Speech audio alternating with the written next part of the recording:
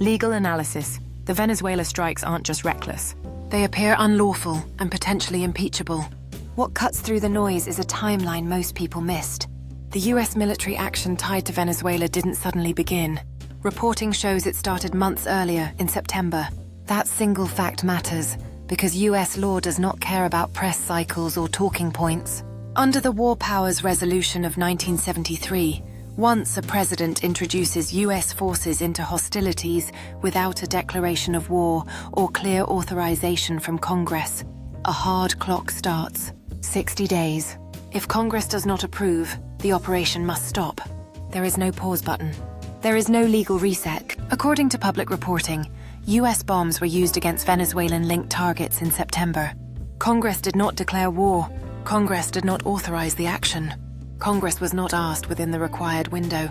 That means the legal clock started then, and it ran out months ago. Attorney Joe Gallina puts it plainly. Once force was used in September, the War Powers Resolution was triggered. Everything that followed stayed on that same timeline. Continuing military action after the deadline without approval is not a policy disagreement. It is a violation of US law.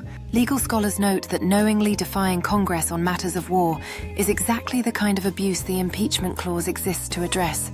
The law was written after Vietnam to stop presidents from doing precisely this. And here's the part people keep confusing for accountability. Loud tweets from members of Congress mean nothing. Strongly worded statements are not action. Viral clips are not enforcement. America is not being saved by performative outrage on social media. If institutions are stalled and oversight is blocked, the responsibility snaps back to the public. No one is coming to rescue voters from the consequences of their own decisions.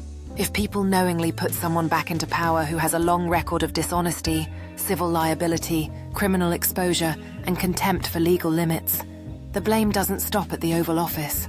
Democracy is not spectator sport. You do not outsource judgment and then act shocked by the outcome. If the system keeps breaking, it's because enough people keep rewarding the behavior that breaks it.